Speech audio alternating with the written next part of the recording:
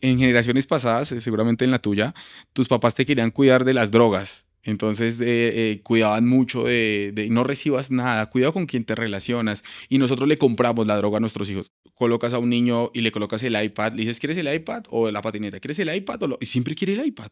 ¿Cómo crees tú que fue la infancia de ese adolescente que le disparó a Miguel Uribe en la cabeza? Se sabe que la pornografía es tan reforzante como la cocaína, eso se sabe, o sea, el mecanismo cerebral, o sea, entonces no solamente es el dispositivo, sino todo lo que hay dentro del dispositivo. Los videojuegos, TikTok, todo Es está un mundo hecho. sin Es límites. un mundo sin límites, sin límites. Los papás quedan pegados al techo cuando les digo, pero yo se lo pregunto abiertamente y le digo, ni siquiera le pregunto si lo hace, le digo, ¿ves pornografía todos los días? Y me dicen sí. Y le digo, ¿siempre antes de dormir? Y me dicen sí. La separación de los papás puede afectar, puede generar problemas emocionales, cognitivos, comportamentales en sus hijos, y de qué depende de que haya esa afectación o no. Todo padre de un hijo adolescente comprender que los hijos se van a equivocar, van a cometer errores. Y uno está ahí no para evitar que se caiga, sino para sostenerlo después de la caída. Para ayudarlos a Porque levantarse. papá que evite todo el dolor a un hijo lo vuelve un inútil.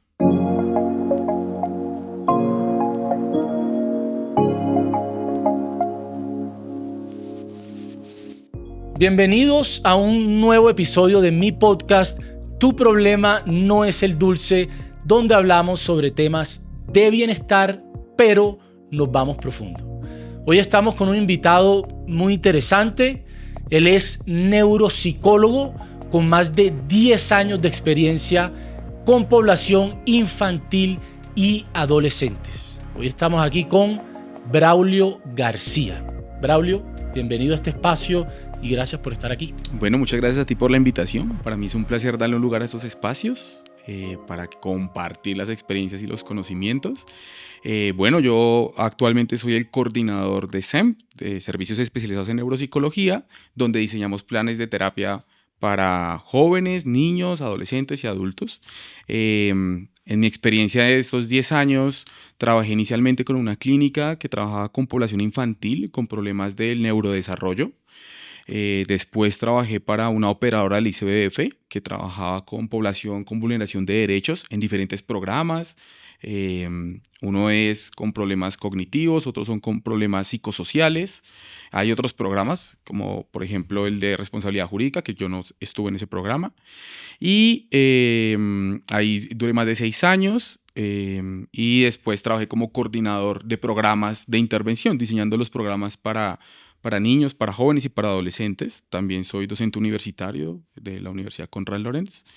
Y bueno, aquí actualmente tratando de dar lo mejor para favorecer a la población infanto-juvenil de nuestro país.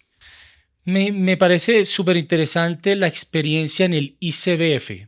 ¿Podemos profundizar un poco ahí cuánto tiempo estuviste en el ICBF y qué hiciste, digamos, exactamente cuál fue tu labor ahí? Okay. El ICBF, como no puede cubrir toda la operación, contrata operadores terceros que puedan cubrir esa necesidad. Yo trabajé para un operador del ICBF. Esa sede, digamos, ese operador tenía varias sedes, principalmente esas sedes que van fuera de Bogotá, ¿sabes? Esas que van en Fusagasugá. Y allá trabajé en 2 líneas, una como psicólogo de una sede, yo era el único psicólogo de esa sede, y la otra fue como coordinador clínico más adelante, cuando fui ascendiendo.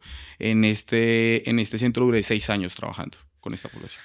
Y los niños que atendías, ¿cierto? En el ICBF, ¿eran niños que venían de condiciones vulnerables? ¿Eran niños donde los papás, digamos, voluntariamente los entregaban al ICBF? ¿O cómo funcionaba? Porque en mi mente yo creo que lo que creo es que los niños del ICBF, digamos que son papás que los entregan como en adopción, ¿cierto? Para que tengan la posibilidad de ser adoptados. Pero pues tú que estuviste ahí adentro nos puedes contar mejor cómo funciona realmente ese proceso no de selección, sino de agarrar a unos, de tener a esos niños en el ICBF. ¿Cómo funciona? Pueden ser varias circunstancias en las cuales un niño o un joven termina en el ICBF. depende de las condiciones. Puede pasar, por ejemplo, que una persona esté en el hospital, un niño, y allá se detecta, no sé, que esta persona fue víctima de abuso sexual por algún patrón. El ICBF inmediatamente tiene que entrar ahí y proteger al niño y retirarlo. Investigan y en la investigación pueden determinar si es mejor que el niño esté con el ICBF o con sus padres. En otras circunstancias puede ser que el niño estuvo involucrado en un problema en el colegio o por hurto. Son muchas circunstancias, pero en la gran mayoría de lo que yo conocí, el ICBF es quien, para proteger al niño, lo retira de su contexto. De forma obligatoria. O sea, no, los papás no tienen que acceder. De forma obligatoria porque lo que se garantiza son los derechos del menor.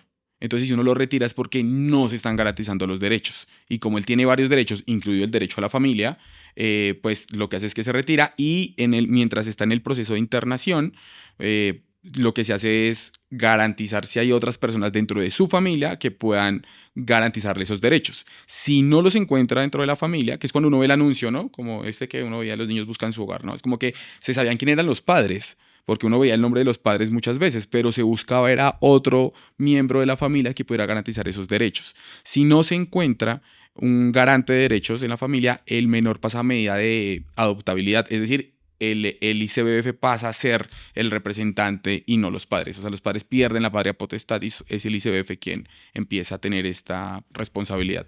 ¿Y qué pasa si no hay un garante en la familia y si nadie quiere adoptar al niño? ¿Qué pasa con ese niño en el ICBF? Pues lo que uno encuentra en el ICBF es que hay muchos jóvenes y adultos pues que pertenecen en el programa con los que yo trabajaba, eran jóvenes grandes. Eran ¿De qué edad? 13, 14, 15, 16, 17, 18, 19, 20 años. Claro, ya esa edad no los adoptan. Ya esas no los adoptan. Y entonces duran toda su vida siendo parte del ICBF. Sí, incluso. Hasta que cumplen, no sé, la mayoría de edad. Sí, precisamente hay jóvenes que, por ejemplo, tienen alteraciones cognitivas o problemas del neurodesarrollo, síndrome de Down, enfermedades genéticas. Ellos duran toda la vida bajo el ICBF. Wow, no sabía eso. Y hoy en día entonces estás en SEMP, ¿cierto? Solo para que la gente sepa, ya aquí estuvo Ángela Vélez, que también es colega tuyo, ¿cierto? Con ella hablamos sobre temas de psicoterapia asistida con psicodélicos. Hoy lo que nos compete es hablar contigo sobre psicología infantil.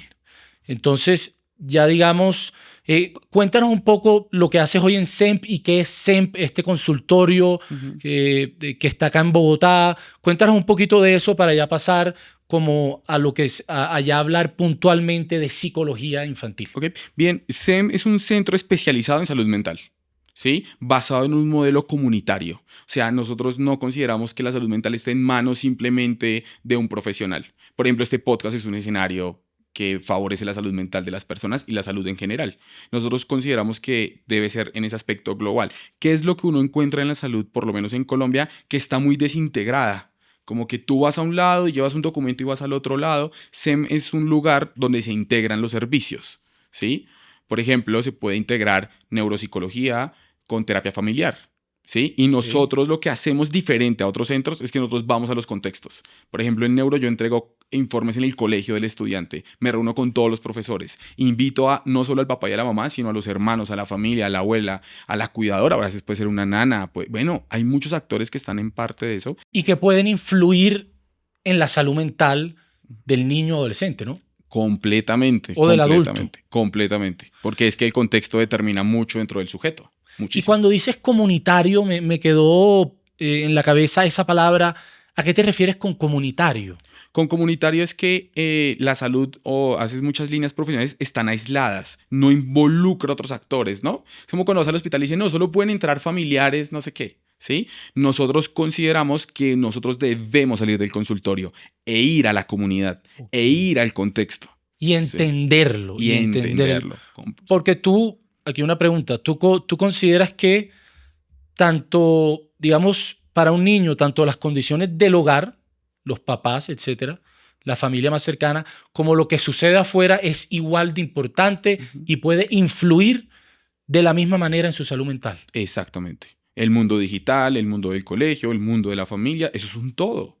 Eso es un todo. Y es más, yo siento que un buen psicólogo es como un Sherlock Holmes, como un buen investigador, ¿sí? Y uno en el consultorio está muy limitado. Entonces, no solamente es que vayas, sino hay herramientas para salir de alguna manera. O sea, puedes enviar pruebas a los profesores, recaptar esa información, que es información muy valiosa para encontrar la mejor herramienta para ayudar a las personas. Y para ir construyendo como ese rompecabezas, ¿no? Eso. Bueno, entonces ahora sí, ya empecemos a hablar un poco sobre cuáles son esas, digamos, 3 principales razones por las cuales los niños están yendo a tu consultorio hoy en día. Bien, lo que hemos venido encontrando es, primero, que cada vez van más jóvenes y niños a consulta. Afortunadamente, creo que eso también es una bondad. Y dentro de esos motivos de consulta uno encuentra como 3 líneas fuertes. Una son problemas cognitivos. ¿Sí? Los problemas cognitivos son problemas que están ligados, por ejemplo, con el aprendizaje. Como ¿Sí? de pronto leer, escribir. Sí, y los procesos cognitivos, grosso modo, son atención, memoria, lenguaje, praxias, bueno, y se vienen muchas otras. Entonces, uno que encuentra bajo rendimiento escolar o que no ha alcanzado un hito del desarrollo, ¿no? Aún no habla, tiene este problema motor, escribe de esta manera. Que está atrasado en comparación de pronto con el promedio de los otros estudiantes que van a su colegio. Exactamente. Ahí las derivaciones son principalmente del contexto escolar, sobre todo. ¿Sí? Ok, ¿cuál sería la segunda razón por la cual hoy están yendo, segunda razón principal por la cual hoy están yendo los niños a tu consultorio? La segunda razón más usual serían problemas comportamentales. Tanto la familia como el contexto determinan que, como el contexto escolar, pueden encontrar que hay dificultades del comportamiento. Entonces dicen, no, puede que él contesta muy feo, es muy altanero, miente, Le pega a los esconde, le pega a los compañeros. compañeros, o no, o sea, puede, la necesidad se ve más como a nivel comportamental. Dicen, No respeta la autoridad. no respeta la autoridad, bueno, pueden ser muchas condiciones. ¿Y cuál sería la tercera razón principal? La tercera es más de corte emocional, que es más donde la necesidad, incluso pienso que ahí es un poco más desde el niño. No me siento bien, me siento triste, no quiero hacer ciertas actividades, ya no Pero quiero vivir. normalmente los niños no lo dicen. Normalmente no, pero ahora se ve que lo dicen más. O sea, uno ve que ahora esto ha sido bien interesante y es que yo sí creo que ha cambiado mucho porque los niños y los adolescentes, cuando uno les explica qué es la psicoterapia, les parece interesante. Es como, ay, ¿cómo así que existe un lugar donde yo puedo ir a hablar de esto? Y cada vez se ve más. Los adolescentes, ya muchos van a terapia, muchos. Qué Es muy bueno. común, es más común. Antes Sí. era muy tabú, eso es lo Antes. que se ha hecho. Y en eso, por más de que uno critique mucho las redes, también hay que decir Claro. que las redes han ayudado mucho en eso, porque cada vez más gente está dispuesta a decir, yo voy donde el psicólogo me encanta y me ha ayudado mucho, ¿cierto? Sin lugar a dudas, sin lugar a dudas. Uno lo ve mucho, por ejemplo, en la farándula. O sea, Exactamente. y otro aspecto también, ahí solo para colocarle picante al tema, es que se ha pasado también un poco al otro lado, y es que ya muchos adolescentes buscan el diagnóstico. Yo soy TLP, yo tengo autismo, yo tengo síntomas, o sea, ya también hay como que equilibrar un poco y psicoeducar para que el diagnóstico no sea funcional dentro del contexto, porque es que yo soy así porque tengo ansiedad, es que yo hago... Ahora esto todo el mundo tiene déficit de atención, por ejemplo. Por ejemplo. Yo creo que tengo déficit de atención. Y digamos que más allá del diagnóstico es como una justificación para, en vez de sanar, como decir, mira, yo soy así por esto. Exacto, justificar, Sí. acéptame así como soy. Sí, No esperes más de mí. Sí, mi hijo estuvo en una unidad de salud mental, no hace mucho, eso fue así como un año aproximadamente, y me presentaba a los amigos, me decían, no, es que él es de TCA, es que él es de SPA. Y yo le decía, no los presentes así, mi amor. Qué O sea, él risa. es de TCA, de trastorno de conducta alimentaria. Él es de... Y es muy normal para ellos.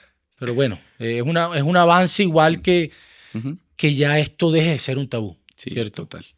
Bueno, entonces, profundicemos entonces con esa razón principal que me dijiste, que es los problemas cognitivos. ¿Cuáles son los principales problemas cognitivos Pues que sin estás duda, viendo? o sea, lo que estamos viendo hoy, y ahí sí no hay una equivocación, es el trastorno de déficit de atención. Mucho déficit atencional. Es decir, los tiempos en los cuales un niño o un adolescente puede permanecer haciendo una sola tarea es muy corto. Corto es minutos, realmente. ¿Y cómo sabe uno, o sea, cómo diagnostica uno, cómo se hace un buen diagnóstico de un TDAH, Sí. trastorno por déficit de atención y hiperactividad. Exactamente. Sí. ¿Cómo se hace bien? Porque ahí, eso no es un blanco y negro, no es como que hay una línea que si te pasaste de la línea, entonces ya lo eres y si no, no lo eres. ¿Cómo se hace bien ese diagnóstico del TDAH? Entonces, mira, nosotros los psicólogos contamos con una serie de instrumentos que nos permiten determinar si el diagnóstico es ese o no. Un aspecto principal, no se puede diagnosticar TDAH antes de los 8 años. ¿Por qué? Porque el niño antes de los 8 años no tiene la capacidad de focalizar su atención, porque su cerebro aún no ha desarrollado completamente esas competencias. ¿Sí? Okay. Eso por un lado. Por el otro lado es como la diabetes. Creo que ese es un punto clave. Usted tiene diabetes en todo lado, donde su mamá, donde su abuela, en el trabajo, o sea, no hay un lado donde no la tenga, ¿no? Sí, O sea, sí. lo mismo pasa con el TDAH. Una buena herramienta para poder establecer el diagnóstico es hacer una muy buena historia clínica y ver que presente la dificultad en todo lado, porque a veces tiene TDAH en el colegio, pero con el papá no, pero con la mamá sí. Si con el papá no lo tiene, pues no tiene. Claro, ahí entonces es más algo que está pasando en cómo él ve a su mamá o cómo él ve a su papá. Exactamente. Pero, ¿y si el niño, por ejemplo, no se concentra en ninguna clase, pero cuando va a jugar fútbol es el mejor jugador, Ujú. como me pasaba a mí? Lo que sucede es que la atención sostenida principalmente es la capacidad que uno tiene para resistir el agotamiento. ¿Sí? El fútbol es motivacionalmente muy bueno. Si uno quiere evaluar un buen nivel atencional es qué tanto logras sostenerlo cuando ya estás agotado, cuando ya estás aburrido. ¿Sí? Esa es principalmente la fuente. Porque mucha gente puede tener un buen nivel atencional, entre comillas, pero porque, no sé, está haciendo un trabajo y al mismo tiempo tiene TikTok al lado. Entonces alterna con una cosa y la otra. Pero si tú le quitas y solo dejas esto, la persona puede que no lo tolere. ¿Sí? Lo suspende. Ok, pero ¿te ha pasado que hay niños que no se concentran en ninguna clase, por ejemplo, Lo que pasa es que el pero TDAH... son muy buenos en educación física, son muy buenos jugando fútbol, son los mejores? Ok. ¿Hay alguna asociación ahí? Sí, lo que pasa es que el TDAH tiene algo, hay un rasgo dentro del mismo que es el hiperfoco.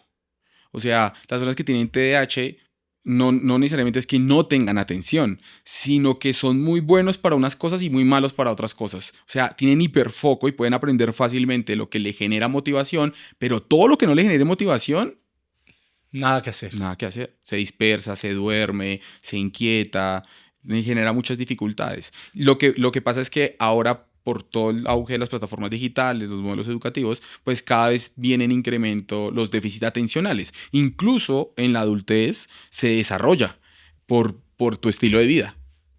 Claro, o sea, si hay algo que yo me he dado cuenta es que yo no me puedo concentrar en una tarea si tengo el celular al lado. Por ejemplo. O sea, definitivamente no puedo hacerlo. Las ganas de coger ese celular y mirar me van a ganar. Ujú. Entonces, una de las cosas que yo hago para ser más productivo es, si estoy, no sé, en el escritorio, pongo el celular en el cuarto, lejos, donde yo no lo pueda, me tenga que parar para ir a agarrarlo, porque me he dado cuenta que es súper difícil. Y ahí me pongo a pensar, si para uno como adulto es difícil, imagínate para un niño, ¿cierto? Ujú. Exactamente. Y es que acabas de dar la clave. Es que esa es la clave. Lo acabas de decir tal cual como lo dicen las investigaciones. Las investigaciones lo que dicen es que si yo tengo el celular en el bolsillo o si lo tengo incluso aquí, el solo hecho de verlo, no usarlo, me quita atención. Por lo tanto, debe estar por fuera del contexto. Yo cuando doy clases en la universidad, mis estudiantes saben, no pueden tener el celular ni en el bolsillo, lo tienen que tener en la maleta. O sea, si yo pudiera tenerlo afuera, los tendría afuera. Y ellos se sienten más fluidos en la clase. 100%, 100%. claro. Y entonces llega, digamos, vámonos ya a un contexto de que llega un niño, tú le diagnosticas ese TDA o TDAH. TDAH. TDAH, Sí. trastorno por déficit de atención e hiperactividad. Sí. Exacto. Sí. Tú diagnosticas eso, hiciste todo ese procedimiento para diagnosticarlo y definitivamente dices, sí tiene TDAH, ¿cierto? ¿Cómo sería entonces el procedimiento para tratar de mejorar? O sea, y aquí la pregunta es, una persona también un niño que viene con TDAH, después de un proceso, ¿puede dejar de tenerlo? Ujú. ¿O es más solo un tema de saber gestionarlo? él puede dejar de tenerlo. Es decir, la capacidad atencional es la fuerza que uno tiene para mantenerla. Es que la diferencia entre atención y concentración, coloquialmente como se dice, es atención es yo puedo ver el objeto y la concentración es que tanto puedo sostenerme ahí. ¿Sí? Ese tiempo de concentración es como un músculo del cerebro realmente que se puede fortalecer. Como cuando tú vas al gimnasio y levantas un peso y después dices, voy a subirle más y voy a subirle más. Con la atención pasa exactamente igual.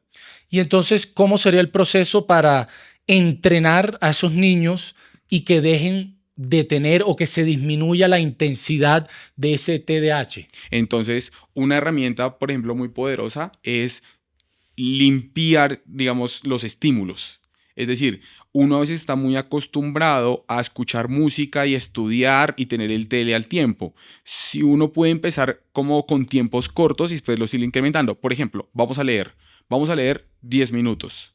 Después vamos a leer 12 minutos, después 15, después 20. Poco a poco vas incrementando tu volumen atencional. Te coloco un ejemplo, ¿sí?, de cómo se evalúa el peso cognitivo a nivel atencional. ¿Sí? Yo le digo a un niño o a un adulto, yo le digo, te voy a decir una serie de números y tú me los repites. 5, 8, 4, 2, 3. ¿Sí? Eso es atención, tiene que estar ahí. 5, 8, ¿Sí? 4, 2, 3. Sí. Ahora, si yo le quiero subir el peso un poquito más, ¿sí? Para complejizar, como coger ese mismo y subirle los kilos, te voy a decir una serie de dígitos y me lo vas a repetir del último al primero. ¿Listo? Entonces, 5, 8, 4, 2, 3. 3, 2, tan. Pero ¿sientes el peso? Sí, sí. Se entrena, se puede Claro, entrenar, mira que se claro. puede entrenar. ¿Qué ha pasado también? Que esto es algo que yo le digo a los papás usualmente y es la mejor manera de entrenar la memoria de trabajo que está muy ligada a la atención y que es una función ejecutiva, poderosa dentro del sistema compleja, es manejar dinero. Papi, quiero una gomita. ¿Cuánto vale la gomita? 500. Te doy 2000. ¿Cuánto te sobra? Claro, Y y llega empiezas. y empieza. Ya nadie maneja efectivo ni monedas. O sea, eso se perdió, pero eso es una manera cotidiana en la que los niños entrenan esas capacidades.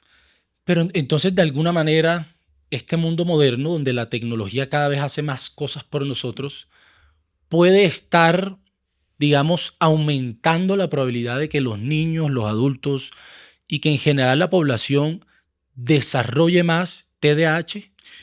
Te voy a responder de esta forma. Entre más inteligente sea la herramienta, más estúpido el usuario. Te coloco un ejemplo. Las habilidades visoespaciales de las personas que manejaban taxi eran impresionantemente buenas y se evaluaba. No eran igual a la de los buses, porque los buses tenían una ruta predefinida. En Claro. cambio, la del taxista había que cambiar. Pero con la entrada de Waze, esa capacidad se perdió por completo. O sea, Yo se te- puede perder. O sea, uno se da cuenta cómo... Piensa tú a alguien que es bueno cortando con tijeras y es muy preciso. Y un día llega a una herramienta donde él hace así y lo corta, pierde la habilidad de cortar con las tijeras y lo deja de hacer mucho tiempo. Y entonces nos ha pasado que las herramientas son muy poderosas, pero eso va a costar cognitivamente a cada uno de nosotros, incluido... La ventaja es que nosotros vivimos en un tiempo donde no habían. Claro. Entonces tenemos un marco de contraste, de comparación. Y yo lo digo por experiencia personal. Yo antes leía muchísimo, pero mucho es un montón. Libros de 1000 páginas. O sea, hoy en día me toma el triple terminar un libro de ese volumen. Claro. Entonces uno se va dando cuenta cómo va cambiando. Pero hay algo aquí que sobre el tema de como ese entrenamiento al niño para que deje de tener, para que disminuya la intensidad del TDAH, y ese entrenamiento se va a hacer en un contexto muy controlado, que es el consultorio, por ejemplo. Entonces, ahí la pregunta es, el contexto del colegio es un contexto de amigos, en el que están pasando muchas cosas, de que no lo está vigilando el mamá, la papá, el mamá o la papá o el papá, y ni tampoco el psicólogo. Entonces, ¿qué tan fácil es entrenarlos para el contexto escolar, que es precisamente donde uno quiere que aprendan mejor, que se concentren más, etcétera? Precisamente por eso el modelo es comunitario. Porque el contexto controlado del consultorio es insuficiente, completamente insuficiente. Es como, no sé, tú haces ejercicio y quieres lograr resultados yendo 3 veces a la semana al gimnasio. No es, o sea, no es suficiente. Seguro tienes que incorporar más cosas dentro de otros contextos que no solo el gimnasio. Ok, ¿Sí? exacto, como la alimentación por fuera del gimnasio. Exactamente. Descansar. Si tú vas en Guayabado a entrenar, no funciona, ¿sí? O sea, eso retrasa. O sea, una buena intervención neuropsicológica implica involucrar a todos los A contextos, todos los actores. darle herramientas al colegio, darle herramientas a la familia, darle herramientas al niño, explicar, clarificar por qué, para qué se hace todo esto, ¿sí? Por ejemplo, no sé, el tema de utilizar el celular en la noche. Pues si llega trasnochado y yo lo voy a evaluar cognitivamente, le va a ir muy mal. Claro. Ok, entonces y aquí un poco lo que también te puede diferenciar lo que haces en tu consultorio es esa idea de que no podemos lograr un buen resultado o cambiar un resultado si no incluimos a los actores donde el colegio, los profesores van a ser muy importantes. Es que es más, para mí es más poderoso trabajar sobre los contextos que en el consultorio, de verdad, si me lo preguntas, porque es donde permanece más. Claro, pasa 7 horas en el colegio. Total, completamente. Ok, y entonces, ¿cuál, cuál debería ser el rol de los papás, digamos, cuando hay un problema de TDAH? ¿Cuál debería ser el rol de los papás y qué tanto es culpa de ellos? Yo sé que no es de echar culpas, pero a la final el niño no va solo donde el consultorio, son los papás los que lo llevan. Ujú. ¿Qué tanto depende de los papás con estos problemas cognitivos como el TDAH? ¿Y qué deberían hacer? ¿Cuál debería ser su rol? Yo siento que lo que pasó fue que en generaciones pasadas, seguramente en la tuya, tus papás te querían cuidar de las drogas. Entonces cuidaban mucho de no recibas nada, cuidado con quien te Cuidado. relacionas. Y nosotros le compramos la droga a nuestros hijos. O sea, la generación cambió y nosotros sin darnos cuenta, porque estaba muy normalizado, y por ejemplo la pandemia digitalizó todo. Sí, o sea, todo se hizo online. Todo se volvió Entonces virtual. nosotros entregamos la fuente que es causal de muchos problemas. Y como no había regulación, es como cuando estábamos por allá como en 1912 y los niños fumaban. Y era normal incluso. O sea, hubo una época donde fumar era recomendado por médicos. Sí. Y era normal. ¿Qué papá iba a pensar que se estaba equivocando? Pues no se veía como un problema. Y lo que ha pasado ahora es que hasta ahora estamos viendo secuelas, hasta ahora estamos comprendiendo todo lo que hay detrás de las plataformas digitales y hasta ahora estamos aprendiendo, bueno, y cómo las modulamos, cómo las organizamos, cómo las compartimos con ellos. Ok, entonces en ese sentido, el papá o la mamá que dice, para que el niño se quede quieto, vamos a darle el celular 1 hora y el niño tiene 5 años. ¿Qué tan malo o bueno es eso? Puede ser perjudicial si no supervisa el contenido que está revisando. O sea, un niño de 5 años está en vías todavía de mucho desarrollo, por lo tanto es muy impactante lo que pueda llegar a adquirir dentro de ese. Uno ve que las plataformas están muy bien diseñadas para que un niño de 5 años la maneje. O sea, un niño de 5 años, tú le entras un iPad y lo maneja perfecto, porque los Claro. colores, todo está hecho. No es que el niño sea inteligente, es que la plataforma está muy bien diseñada, Exacto. tiene muchos reforzadores para que el niño pueda llegar al contenido que él desea adquirir, ¿no? Ver. Si uno lo va a entregar para simplemente distraerlo, pues me parece una pésima idea. Pero ¿Sí? entonces, ¿qué contenido sí podrían ver en un celular un niño de 5 Lo años? ideal es que ese estímulo que él ve no tenga demasiada intensidad en estímulos visuales y sonoros, porque los niños se condicionan. O sea, te coloco un ejemplo para que te quede muy claro. Cuando uno va a un casino, el casino tiene unos sonidos. O sea, tiene unos sonidos que uno se condiciona a esos sonidos. Como cuando uno escucha al cajero que va a botar la plata, eso genera una respuesta. Eso uno no lo sabe, eso es No, espontáneo. es espontáneo, pero eso está diseñado, créeme. O sea, cada cosa de esas está diseñada con precisión para generar unas respuestas en nosotros, ¿sí? Y que la gente se quede ahí pegada. Exactamente. El contenido que hay en las redes para niños lo diseñan exactamente igual. O sea, el niño es así, ¡oh, muy bien! Colores, cha, cha, chan, formas, ahora. Y entonces eso genera obviamente una respuesta en el niño muy... Lo ideal es que el contenido que vaya a ver no tenga esos estímulos tan intensos. Si es un contenido que tiene estímulos intensos, entonces no debería, o sea, no es como que solo 5 minutos, debería ser un no, No, no debería ser un no. rotundo. O Debería sea, ser un no. 0 tiempo. Cero tiempo. de estímulos muy intensos. Porque si dura 30 minutos o una hora viendo eso, es tan intenso y se puede volver tan adictivo para el niño que entonces de pronto podría perder motivación en otras cosas. Exactamente, mira, al cerebro le gusta algo y es predecir. Al cerebro le encanta predecir, es adicto a predecir porque le da sensación de control. Por eso el reggaetón es tan bueno, porque uno se aprende una canción escuchándola 2 veces. Literal. Literal. Es tan agradable. Cuando escuchas música clásica es como, eso es muy largo, es muy, no sé, es como, pero entre tú más escuchas algo, más te gusta. Cuando uno se aprende la canción, a uno le encanta, porque ya la puedes predecir. El contenido digital es tan predecible que hay en las plataformas digitales, lo hacen así súper predecible, que el niño genera un grado de adicción. O sea, es tan reforzante que literal lo repite y lo repite y lo repite y lo repite.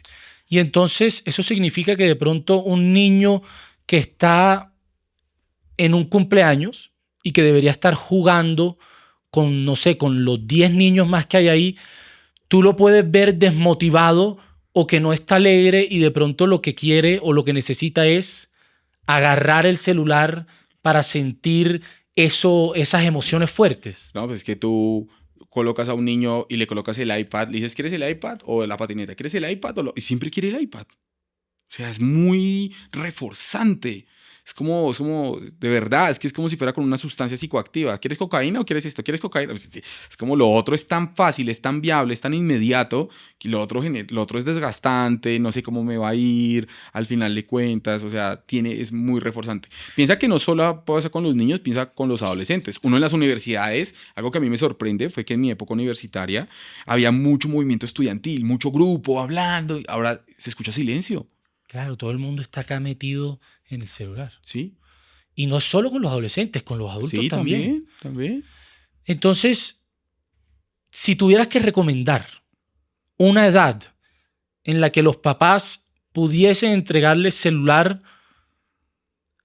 a sus niños, a sus hijos, ¿cuál sería esa edad en la que tú dirías, después de esta edad, sí lo pueden hacer, antes no? Con total libertad, o sea, entregarle que él Sí, sea... con total libertad. Y yo le pondría 15, 16 años, porque ya puede inhibir un poco más su comportamiento si ha tenido el entrenamiento previo en control inhibitorio. O sea, si ha aprendido a autorregularse. Claro. ¿Sí? Si no lo ha tenido, no. Porque en lo anterior a eso, el adolescente no... Mira, el cerebro en un hombre se desarrolla por completo casi hasta los 24 años, casi a los 30, digo.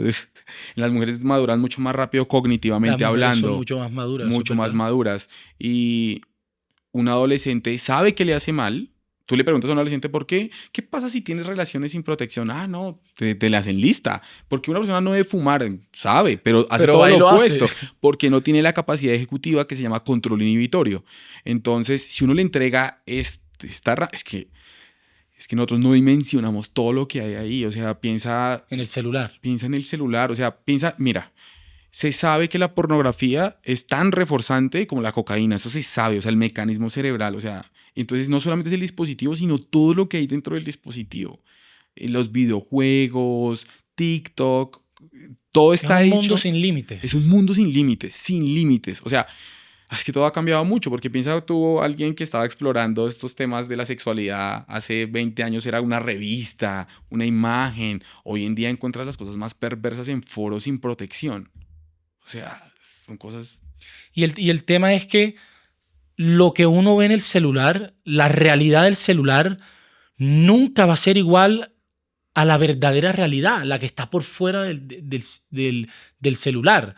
Y entonces ese contraste, esa diferencia tan grande hace que sea demasiado llamativo lo que vemos con nuestros ojos en el celular, ¿no? Exactamente. Es que ese es el punto muy relevante. Nada se ve, o sea, con el auge de los filtros y demás, es que no se parece absolutamente nada. Incluso los estudios muestran que las poblaciones más jóvenes de esta línea de la generación Z y un poco antes, cada vez tienen menos relaciones sexuales.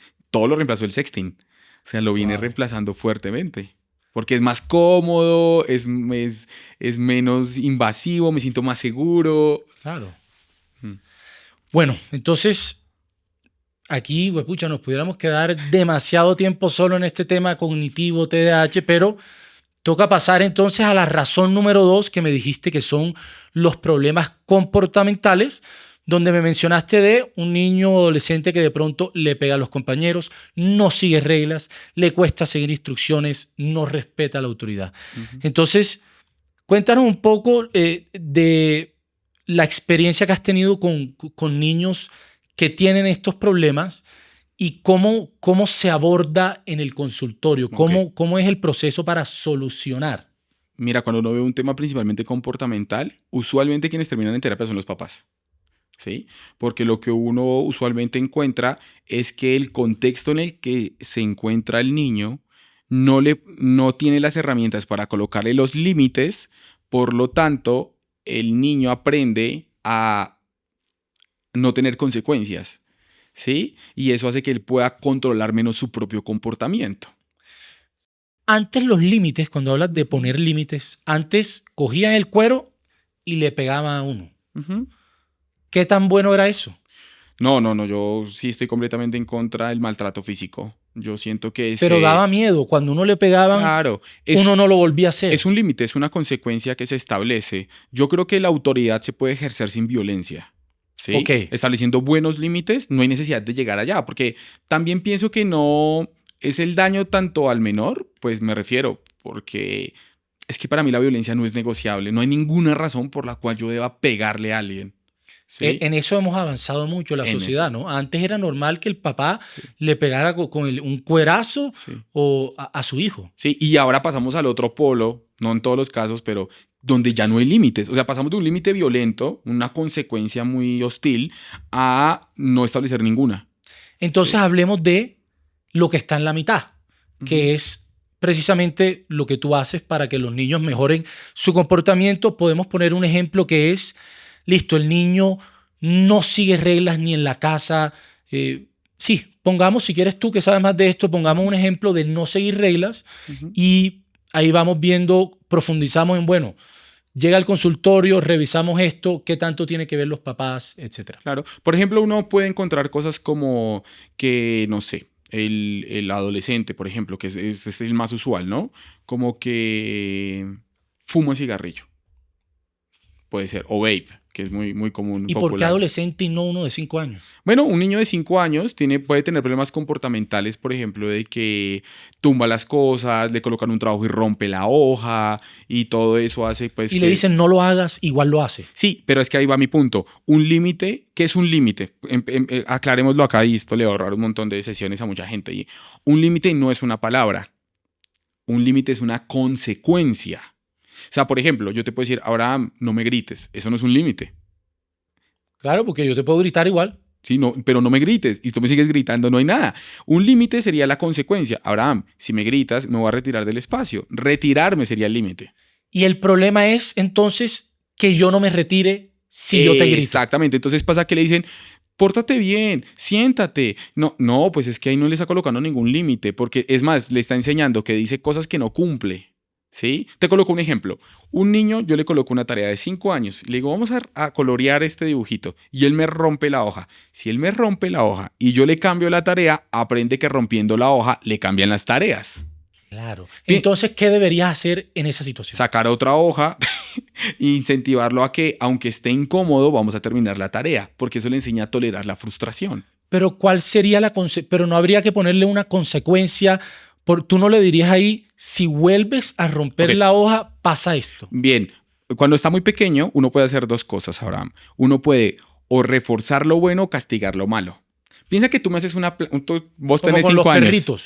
Vos tenés 5 años y haces una plana de la letra A. Yo puedo hacer dos cosas. O mostrarte cuáles están bien y decirte que lo hagas así. O mostrarte cuáles están mal y decirte que no lo hagas así. ¿Sí? Emocionalmente es mejor decirte, mira, esas las hiciste bien, vamos a hacerlas así. ¿Sí? Con el niño de 5 años lo ideal es mostrarle cómo sí se debe comportar.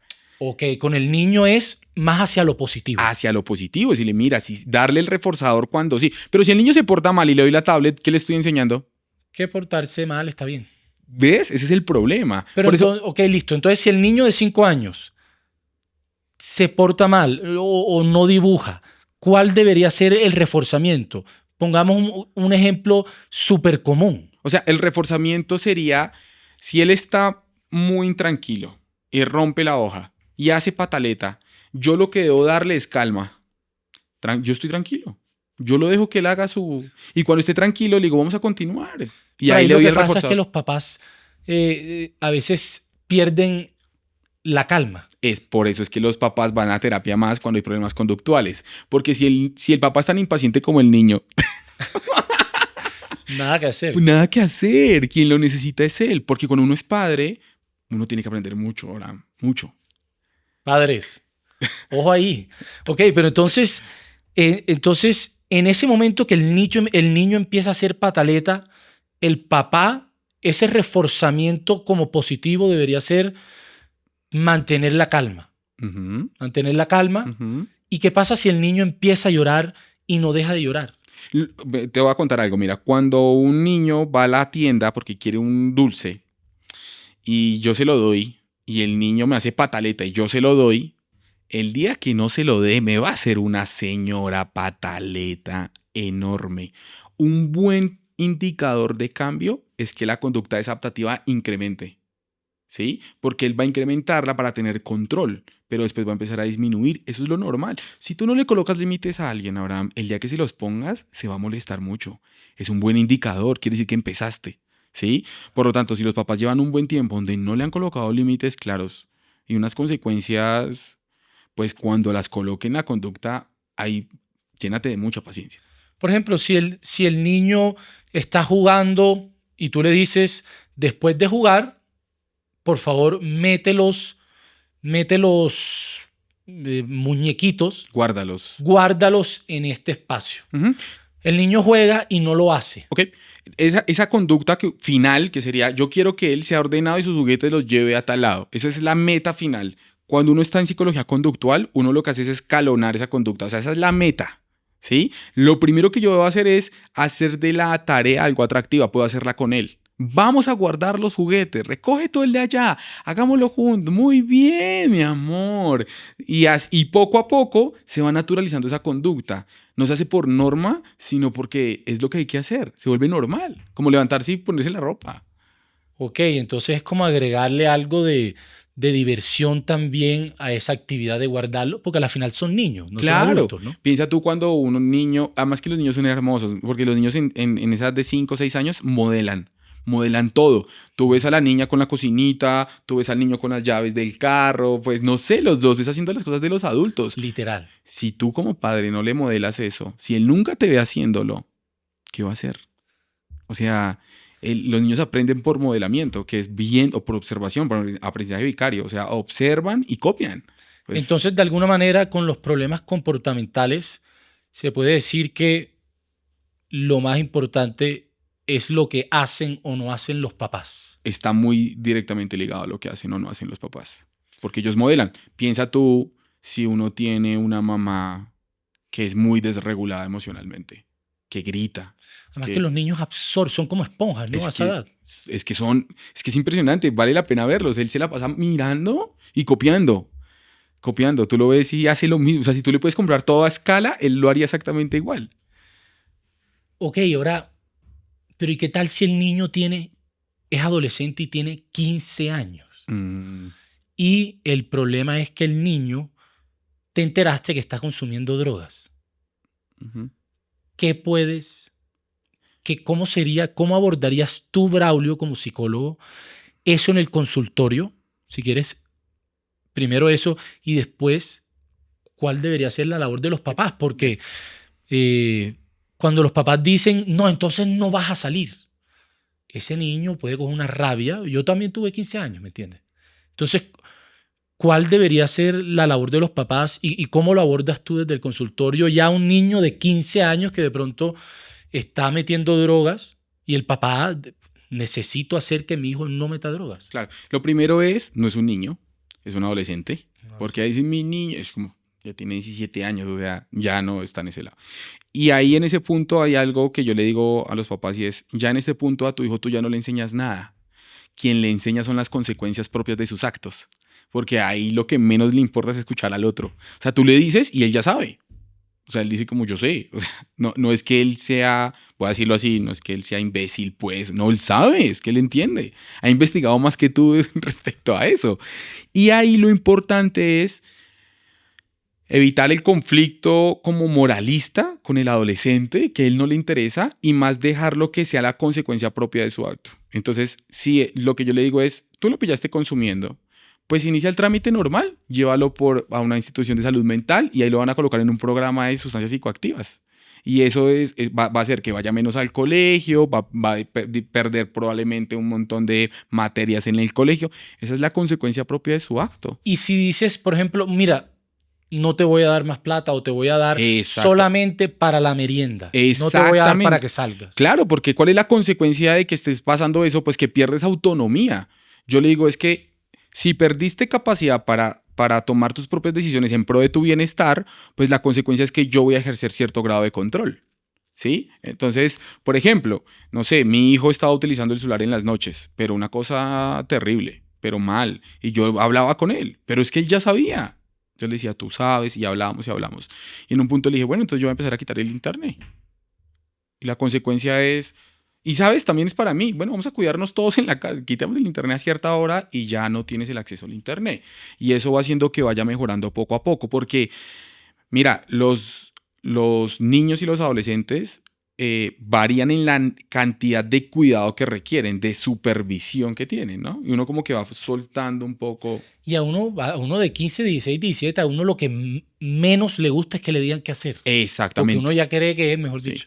En Colombia hay como una controversia un poco en la política de drogas, de si más de reducción o más de prohibicionismo, pero el prohibicionismo no ha llevado a nada. En cambio, si la gente está mucho más educada, puede tomar decisiones por sí misma y no por otros. Porque es que uno ve mucho en los adolescentes esto y esto Y termina. dicen que lo prohibido es lo más deseado. Claro, y eso es lo que más, porque el adolescente está buscando su propia identidad y lo que va a hacer es que la va a buscar por fuera, o sea, por fuera de la norma, por fuera de las. ¿Sí? Entonces, si uno genera, y otra vez, mucha la influencia de las redes sociales, uno mira a los adolescentes, entonces los adolescentes van muy en tendencias, ¿sí? Eso es muy de esta era.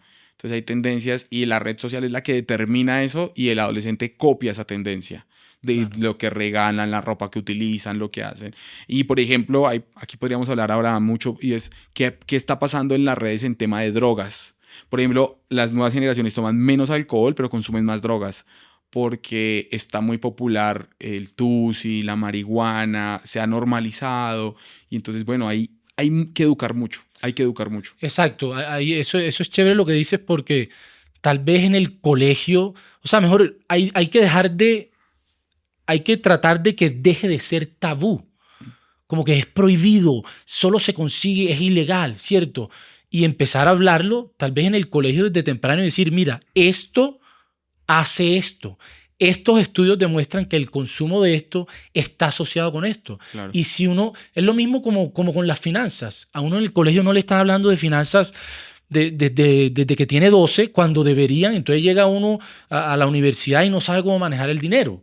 Si a uno le dicen desde temprano, oye, mira, el dinero se maneja así, puedes ahorrar esto es bueno, esto es malo, hay evidencia que indica que esto, pues uno llega con más conocimiento y ya uno puede tomar decisiones más informadas, ¿no? Completamente de acuerdo. Además que el colegio tiene que entrar a las redes sociales. Es que es obvio.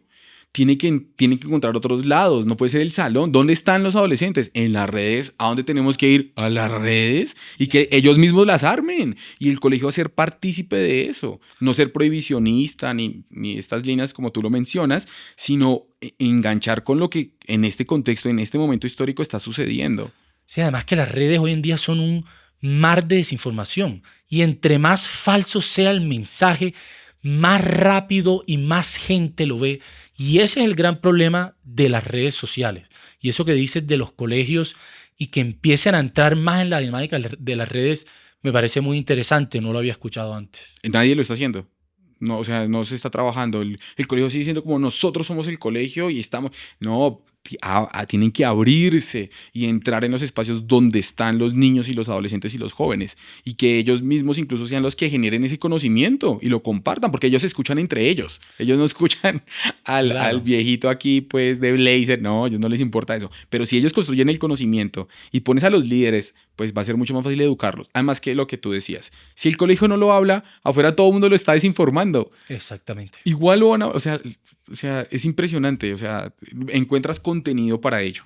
Listo, entonces pasemos ahora a la razón 3. Problemas emocionales. ¿Cuáles serían esos problemas emocionales que más estás viendo tú en los niños hoy en día en tu consultorio? Bueno, aquí se pone un poco más preocupante y siento yo mucho más serio el asunto. Este problema sí me genera a mí como mucha angustia cuando uno lo ve, ¿no? Porque uno ve ya un poco la mezcla de todo lo anterior. Entonces, consumo de sustancias psicoactivas. Uno ve mucho cutting, que es que se cortan, se autolesionan. ¿De qué edad los que hacen eso? Uno ya lo ve desde muy temprana edad, desde los 11, 12, ya se empieza a ver cutting.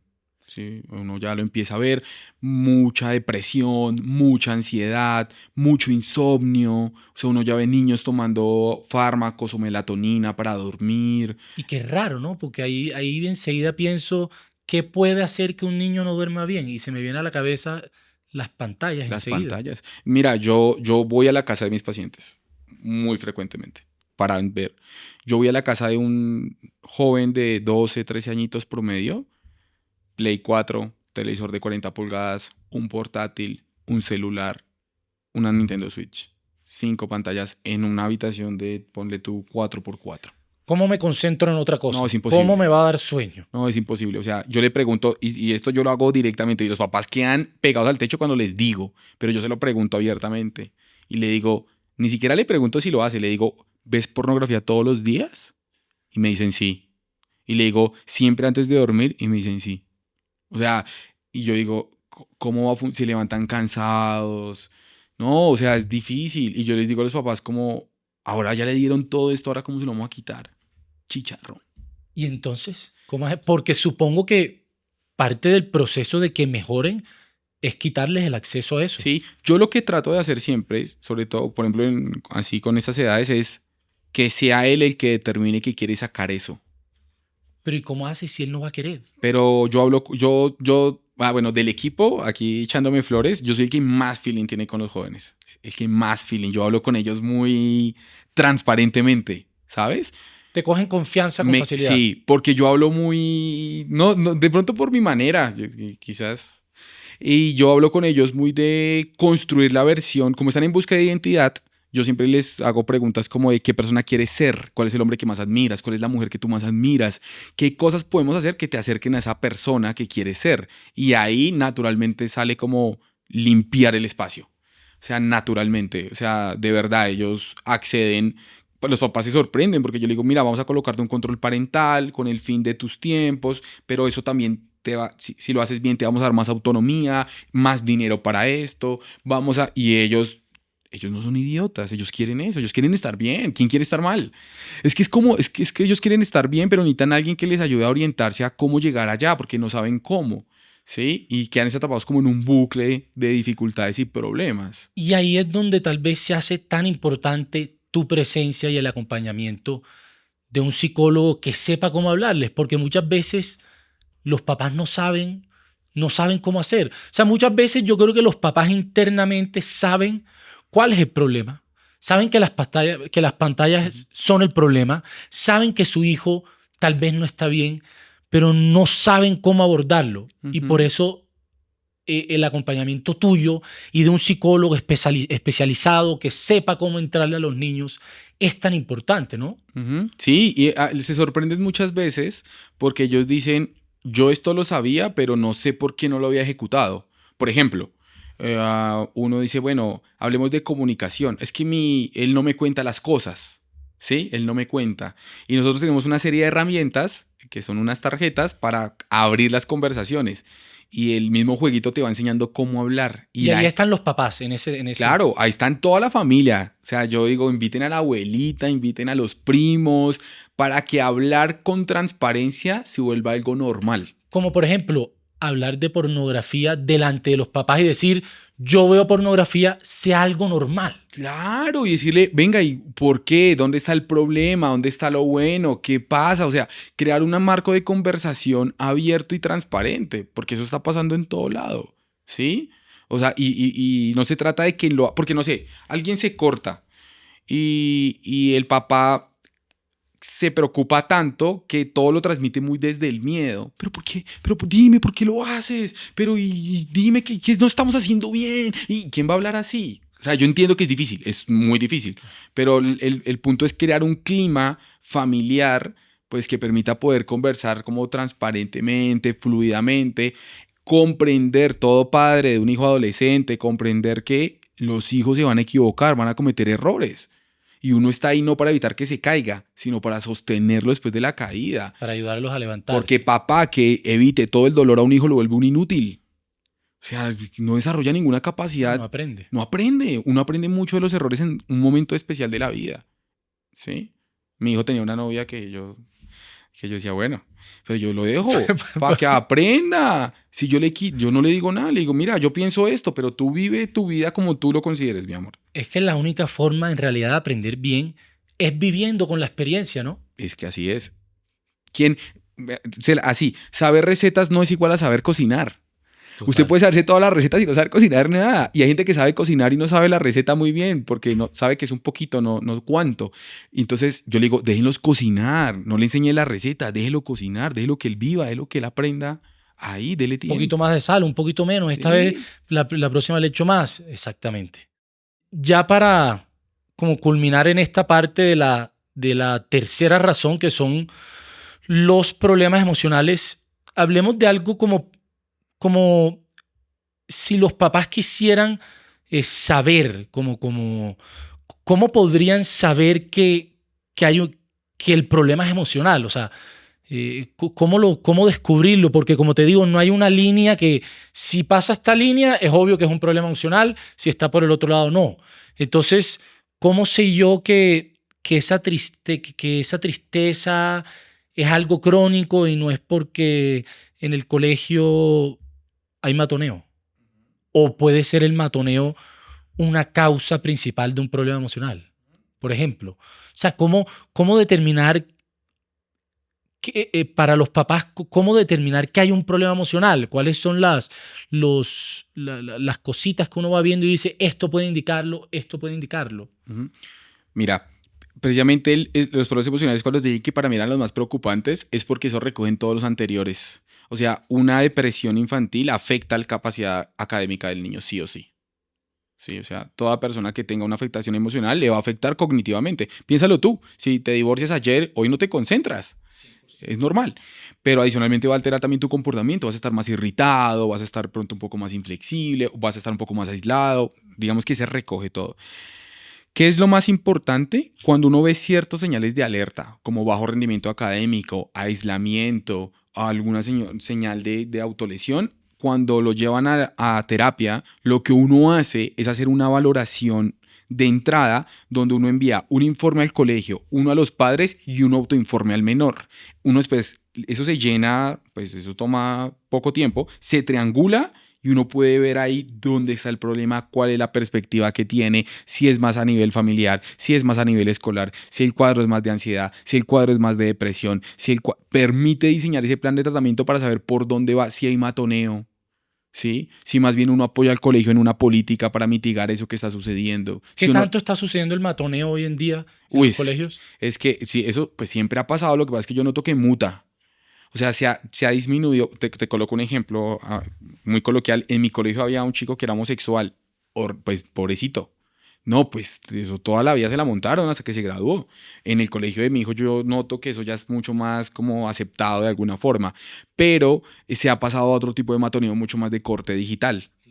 Te bloqueo, es que los colegios no entran a las redes, pero hay grupos de los colegios en las redes donde colocan comentarios de otras personas, donde pasa mucho el tema del sexting, que entonces la niña o el niño pasó una foto y entonces todo el mundo se la compartió. Los problemas han cambiado. Ahora el matoneo es digital. Hay matoneo digital, también hay matoneo, pues las violencias entre hombres y mujeres no son iguales. Las violencias masculinas tienden a ser más físicas y las de mujeres más psicológicas. Las mujeres aíslan a la niña toda la vida, o sea, duran un montón, esas violencias son muy intensas. Entonces hay que ver con detalle. No es el mismo matoneo que uno ve en un colegio estrato 6 que estrato 1. Cambia, ¿sí? Es muy importante que uno pueda en esas valoraciones determinar todas esas características y como tú bien lo decías, como son tantas variables, no es que una sea la determinante de todas, que es multicausal. Hay que ver por dónde podemos empezar, ¿sí? Nosotros por eso lo hacemos comunitario, porque es de todos, como comunidad. Claro. Y muy interesante lo que decías sobre que el problema emocional puede ser la causa, o generalmente es la causa, del problema cognitivo, como también del problema comportamental. Ajá.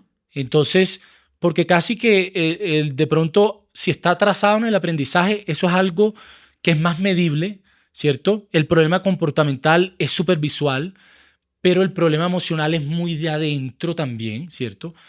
Y ahí es donde casi siempre están las causas y lo que genera todo lo demás. O sea, es decir, el problema cognitivo, el problema comportamental muchas veces puede ser el síntoma del problema emocional, ¿no? Uh-huh. Por eso todo neuropsicólogo es psicólogo. Es por esa razón. Porque tú no puedes evaluar una capacidad cognitiva de aprendizaje aislada del componente emocional. Claro. No se puede. ¿No has visto que hay gente que entusada se tiraba a la universidad? Eso pasaba. O sea, es un recurso que va de la mano. Eso es conjunto. Claro, y a veces uno se concentra mucho como que, no, el niño está atrasado, no está aprendiendo bien, metámoslo en esta clase, metámoslo en esta clase y metámoslo en esta. No necesariamente. No necesariamente. Por eso te digo que muchas veces quien va a terapia son los papás, ni siquiera es el niño. O sea, porque hace si uno ajusta más aquí, mejora mucho en todas las otras líneas. Qué interesante, hombre. Podríamos quedarnos tanto tiempo en esto. Sí, sí, es muy... Bueno, ahora me gustaría que pasemos de pronto ya a unas preguntas puntuales que las he pensado antes de esto y que me generan como algo de interés, ¿no? Que me parecen particulares. Y es, por ejemplo, hoy en día estamos viendo que hay mucha separación. O sea, la tasa de divorcios está aumentando de una forma importante. Entonces la pregunta es, ¿la separación de los papás puede afectar, puede generar problemas emocionales, cognitivos, comportamentales en sus hijos? ¿Y de qué depende de que haya esa afectación o no? Uh-huh. Sí puede afectar, digamos que hay muchas variables ahí, ¿no? Por ejemplo, la edad del niño. No es lo mismo una separación cuando el niño tiene 1 año, No sabe qué está pasando. no sabe qué está pasando, a cuando tiene 8 años, a cuando tiene 16 años. O sea, si uno lo va a ver, las condiciones cambian bastante. Cuando tiene 1 año, pues el vínculo más importante ahí por las condiciones de supervivencia tienen que ver con la mamá, ¿sí? Por lo tanto, es importante que la mamá esté bien, ¿no? Porque ahí todavía está lactando, porque ahí el niño todavía, pues digamos que tiene O sea, y es como más aspecto. fisiológico Es la más afectación. fisiológico. Hay una frase de John Bowlby que a mí me encanta mucho, que dice que en un mundo que quiera a los niños, amará a sus madres. O sea, si uno quiere que el niño esté bien, la mamá tiene que estar bien, emocionalmente, en salud mental y demás. Ahí siento que el bienestar de la mamá repercute mucho sobre el bienestar del niño. ¿Sí? Es importante que ella esté Así bien. cuando tiene como 1 año, en 1 año, temprana edad. mesecitos, ahí es muy importante. Ya cuando la separación se da un poco más adelante, lo más importante, una vez llegó y me dijo un paciente, me dijo, doctor, ¿me separo o me quedo? ¿Qué hago? Y le dije lo que quiera mientras no se odien. Eso es lo más importante, es lo más importante, porque muchas veces la separación está mediada por mucho rencor, por mucho odio, por mucha rabia, ¿sí? Y cuando un niño es testigo los niños son muy perceptivos, eso también se ha estudiado, ellos notan todo, el tono de la voz. Cuando está mediado por mucho conflicto, esa separación puede generar mucho estrés en el niño y el estrés genera lesiones cognitivas. ¿Sí? El estrés genera muchas afectaciones en muchas líneas, porque el niño debería estar gastando esa energía en aprender y no en gestionar esas tensiones que se van dando. Y muchas separaciones, los padres median el conflicto con los hijos. sea, se castigan con los hijos. No, no te lo dejo ver. Es tu papá tal cosa, tu mamá lo otro. Y entonces eso carga demasiado Quedan en la estrés. mitad del problema. Queda en toda la mitad del conflicto. Y pues ahora pasa, digamos, ahí hay también mucho dilema con relación a las custodias. Si la custodia debe ser una semana, un fin de semana, un día. O sea, ahí hay como mucho dilema de cuál es la mejor estructura para establecer el tema de la custodia del cuidado del niño. Ok, entonces, en ese sentido, el problema no está, obviamente es mejor que no se separen, ¿cierto? Pero también sería malo que no se separen y que estén todo el día peleando. Mientras no se odien. O sea, por Exacto. eso te digo, mientras no haya odio, porque que vale un sistema familiar que se odia. Sí, O sea, porque que eso todo lo ve el niño y todo lo no, recibe. claro, ahí lo mejor sería separarse, pero si uno se separa es para no odiarse. O sea, ese es el punto. Si tú y yo tenemos conflictos y nos separamos es pues para no conflictuar. Claro. Pero si nos separamos y seguimos, pues entonces, por eso yo siento que muchos procesos, la terapia no es solo para la enfermedad mental, sino para gestionar esas cosas que pueden ser difíciles en la vida, esas decisiones. ¿Sí? Entonces, hay un acompañamiento terapéutico familiar puede ser muy poderoso para poder gestionar un poco todo eso. ¿Sí? Ok, entonces el consejo para los papás es, si no se van a separar, no se odien. Y si se van a separar, no se odien, por Exacto. favor. Y háganlo por el niño. ¿Sí o qué? Hermoso, así tal cual. Listo. Vamos a otra preguntita que me parece muy interesante, pues para mí que me gusta todos estos temas de bienestar y a lo que le presto mucha atención, y es el tema del sueño. ¿Qué tan importante es el sueño en los niños y adolescentes? Dormir suficientes horas y que esas horas sean de calidad. Uh-huh. Mira, las funciones vitales básicas del ser humano van en este orden. La más importante, la que tiene la punta, es dormir. Después le sigue tomar líquidos y después le sigue comer. Piénsalo de la siguiente manera. Yo te voy a torturar. ¿Cómo prefieres que te torture? ¿Quitándote la comida? ¿Quitándote el líquido? ¿Quitándote el sueño? Si yo te quito la comida, ¿cuánto tiempo duras? Un buen tiempo. Sí. Te da hambre, pero dura. Si te quito el líquido, también. Pero si te quito el sueño, No. es que no dormir. Tú dices, bueno, no comí, como que estuve irritado. Ve y no duerme. Ve y no duerme. No funciona. No funciona nada. Es la función vital más importante del ser humano, descansar. Ahora, una premisa. Comer no es igual a alimentarse. Hablar no es igual a comunicarse. Y dormir no es igual a descansar. O sea, es muy importante que cuando hablemos no solo de dormir, sino de descanso. Porque hay adolescentes que duermen con audífonos. ¿Sí? Entonces, no es igual. Es el descanso en esa pregunta del el sueño y el descanso es pilar fundamental de la salud en general. Ni siquiera mental, en general. Y lo que tengo entendido es que, por ejemplo, entre los 0 y los 5 años es cuando más se desarrolla el cerebro. Y el sueño en ese periodo es demasiado importante. Entonces, casi que los niños que de pronto tuvieron alteraciones súper importantes en el sueño entre los 0 y 5, por ejemplo, casi que esas deficiencias se la llevan por el resto de su vida. ¿Estás de acuerdo con eso que acabo de Mira, decir? lo que sucede es que el sueño tiene dos fases. Y esas dos fases tienen dos funciones distintas. Se divide como en fase REM y fase no REM. ¿Sí? Las fases primeras son muy fisiológicas, donde el cuerpo fagocita otras células muertas y repara y descansas. Y la otra fase, que es donde uno sueña, que es la fase REM, es una fase principalmente cognitiva, de aprendizaje. Ahí es donde tú consolidas y organizas toda la información de lo que has adquirido en el día. Si un niño desde muy temprana edad tiene dificultades para dormir y para cumplir todos los ciclos necesarios del sueño, además, mira, el sueño va en incremento y va descendiendo. Es decir, un niño recién nacido duerme todo el día, prácticamente. ¿Por qué? Porque es cuando el cerebro más necesita desarrollarse y necesita ese periodo para lo poquito. Todo es nuevo, ¿sí? O sea, necesita incorporar todo eso. Pero a medida que él va creciendo, va durmiendo menos. Hasta cuando uno ya es viejito, duermes por lapsos. Digamos que ese ciclo cambia. Si no duerme, no aprende y no crece. Literal. Si no duerme, no aprende y no crece. No crece porque la hormona del crecimiento se libera solamente en la oscuridad y en sueño, por ejemplo. Entonces es fundamental dormir, descansar. En ese sentido, yo puedo llevar al niño al psicólogo, al mejor psiquiatra, a los mejores profesores, al mejor colegio.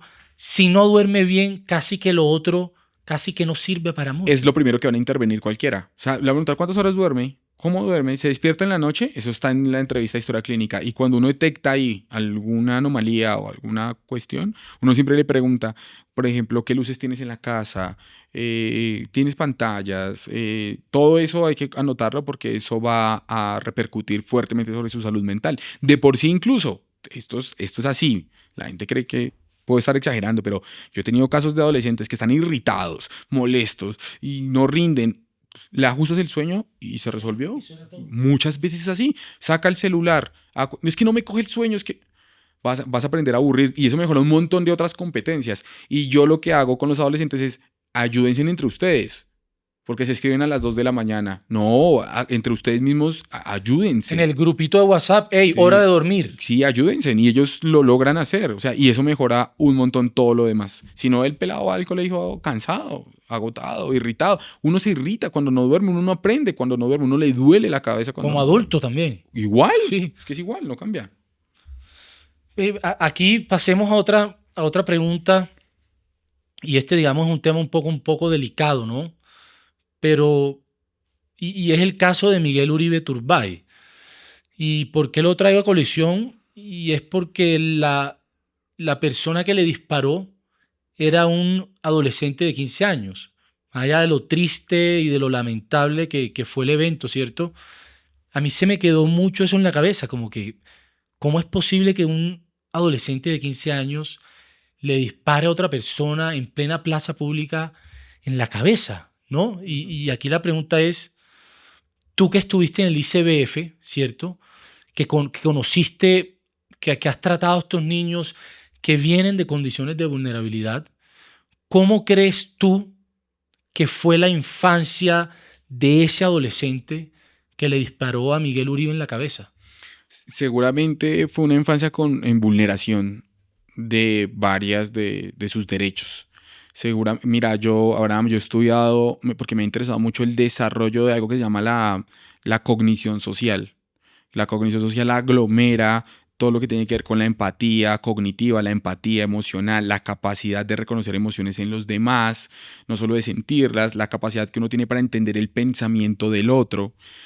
Y eso son habilidades que se desarrollan, ¿sí? Que se desarrollan en la primera infancia. Hay muchos estudios de la posguerra en Europa, en orfanatos, y se encontró mucha información relevante. Y desafortunadamente, si bien yo revisé el caso, sé que este joven estuvo en varios programas del Estado, sé que fue, o sea, rotó por varias precisamente por sus dificultades comportamentales. Sé que estuvo en 5 centros Como el aproximadamente. ICBF, algo parecido. Sí, porque acá el ICBF tiene unos, pero también lo tiene la Secretaría se me olvidó el nombre, Integración Social. También Ok. tienen centros similares, ¿sí? Entonces él sí estuvo en programas Él estuvo en sociales del Estado. Él estuvo en programas sociales del Estado. Él estuvo en varios programas sociales del Estado. Pero pues, yo que estuve en la misma línea del ICBF, los programas, como te digo, al funcionar tan aisladamente, terminan siendo insuficientes para toda la demanda. Mira, te lo voy a colocar así. Tú encuentras un pelado que está robando y que le sacó un cuchillo a alguien y lo atracó. Y uno va y mira y el contexto de este joven es terrible. O sea, es decir, está donde la familia no está presente, ha sido víctima de violencia, víctima de abuso. Sí. Entonces, ¿qué hace el Estado? Lo retira, ¿no? Haz de cuenta que es como encontrar un trapo en un charco puerco. Lo saca, lo mete en el ICBF. Allá le da amor, cariño, jaboncito, soflán, lo cuelga. Y cuando ya está listo y lo ve bien, lo saca. ¿A dónde? ¿Para dónde? ¿Al charco otra vez? Al mismo contexto. No tiene sentido. Entonces tú pensarías que este pelado que terminó disparando a Miguel Uribe pudo haber entrado en estos programas, pero salía y regresaba al mismo contexto vulnerable donde no tenía un futuro, donde no estaba aprendiendo ni recibiendo un cariño ni un aprendizaje real. Sí, ¿no? Y en este punto es un joven donde ya no desarrolló ciertas capacidades, donde él ya no siente esta conexión emocional y tampoco tiene la capacidad cognitiva para controlar sus propios impulsos y evaluar sus consecuencias. Ya no las hay. De por sí muchos jóvenes de estos dicen, no, yo viviría hasta los 20 y tanto. O sea, lo tienen casi que planillado. Entonces viven como a tope, ¿sí? Como en excesos. O sea, precisamente son jóvenes que viven en el borde de la norma. siempre transgrediéndola, ¿sí? ¿Y a ti cuando te tocaba tratar a niños de pronto que sí, que habían hecho cosas ilegales como, no sé, apuñalar o disparar, ¿te tocó eso en el ICBF? Sí. Es que el ICBF tiene en lo que a mí respecta, pues en esa época, no sé cómo sea ahorita, una pequeña dificultad, y es que el programa al que ingresaba dependía no del perfil psicológico completo, sino de las condiciones en las que lo cogieron. Por ejemplo, si lo cogían robando, iba al de menor infractor. Si lo cogían en un problema conductual, iba a mental psicosocial. Si lo cogían con problemas de aprendizaje, iba al de temas de discapacidad intelectual. Pero no era más por las circunstancias en las que lo encontraban que por el análisis detallado. Entonces uno encontraba que eso era un desorden porque terminabas teniendo tú acá pues pelados que sí tenían problemas. No, a mí me intentaron apuñalear en ese trabajo, menores, o sea, eso, pues, las historias para contarte son muchas. ¿Qué es lo que uno debe hacer? Mira, para desarrollar compasión en alguien, debes tratarlo compasivamente. O sea, eso no sé, hay cosas en esta Ponerse en sus vida, zapatos. sí, pero hay cosas en esta vida que tú no las aprendes por palabra. Por ejemplo, justicia o injusticia o compasión. Necesitas recibir compasión en tu vida para tú decir, ya entendí qué es esto. Necesitas atravesar la injusticia en ti, la justicia para decir, ya entiendo qué es. ¿Sí? Lo que nosotros buscábamos eran programas mucho más comunitarios. Yo le hice siempre una apuesta a ello. Yo trataba siempre de conseguirles padrinos. No para que le compraran cosas, sino para que compartieran con ellos y les dieran afecto. Eres valioso, eres importante, reconozco que lo estás haciendo bien. Se equivocaban, pero bueno, sigamos adelante. Meterlos en proyectos donde ellos aportaran un bien social y recibieran reforzamiento por eso. Llevarlos a parques, hacerlos guías turísticos, cosas como por toda esa línea. Hacerlos sentir valiosos también, Sí. ¿no? Por ejemplo, a mí me parecía fundamental, que esto nunca lo pude hacer, pero si yo hubiera podido darle una mascota a cada uno, yo lo hubiera hecho. Hubo un programa en una prisión que estaba mirando que les dieron un gato. Y los presos por tener el berraco gato hacían lo que fuera. Y trabajaban para comprar comida para el gato. Y todo el mundo con su gato y feliz con su gato. O sea, mira cómo se puede. O sea, nosotros a veces somos muy paternalistas. Castigo, castigo, castigo, castigo. Eso no funciona siempre. Sí, debe haber normas, sí, deben haber consecuencias, pero no puede ser lo único. Tiene que haber una contraparte de amor, de cuidado, de compasión, para que puedan aprender toda esta línea. Porque si no, el ICBF, las cárceles, el Redentor, todo No esto funciona para terminan nada. siendo universidades para delinquir y no para reformarse realmente, porque ya entonces no hay amor. Qué bonito eso que acabas de decir, compadre. Bueno, estamos llegando ya al final de este episodio que me ha gustado demasiado. Lástima, nos hubiésemos podido quedar acá 6 horas, ¿no? Seguramente. Me gusta terminar estos episodios donde el invitado, mirando a la cámara, a esa cámara, Uh-huh. le manda un mensaje. En este momento o en esta situación particular, creo que sería chévere un mensaje para los papás, para esos papás que de pronto están tan preocupados, no saben qué hacer con sus hijos, sean menores o sean ya adolescentes, porque los ven por un mal camino, están preocupados, sienten que no tienen las herramientas. Y me gustaría que les mandaras un mensaje, pues, como motivándolos, hey, tal psicólogo, los podemos ayudar, hay herramientas, las cosas Claro, pueden mejorar. claro. Mirando esa camarita. Bueno, mi mayor recomendación para la comunidad en general es nadie puede solo. Nadie puede solo. Yo no puedo solo. Nadie. Nos necesitamos entre todos en el colectivo.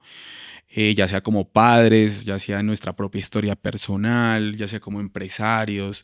La invitación es a buscar ayuda en la comunidad, buscar ayuda en los profesionales, buscar ayuda en los otros, porque si queremos cargar con eso solos, la carga se puede hacer muy pesada y difícil. Amar es la capacidad que todos tenemos para cuidar.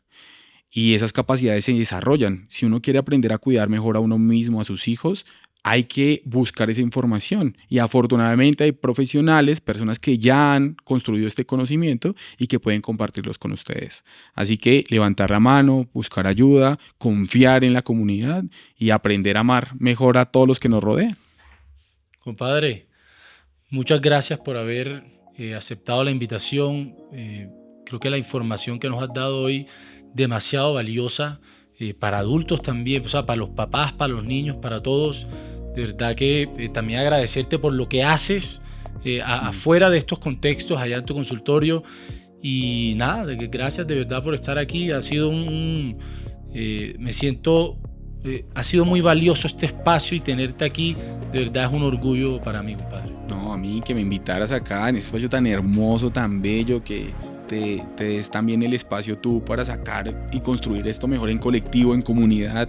Por eso cuando nos invitan a estos espacios donde personas interesadas en el bienestar social, pues con nosotros con el mayor de los gustos compartir. Yo creo que el conocimiento se debe democratizar, ¿sí? Y yo creo que las redes ahí han aportado mucho y me encanta. Muchísimas gracias por ser fuente de este espacio. Gracias, compadre. Bien.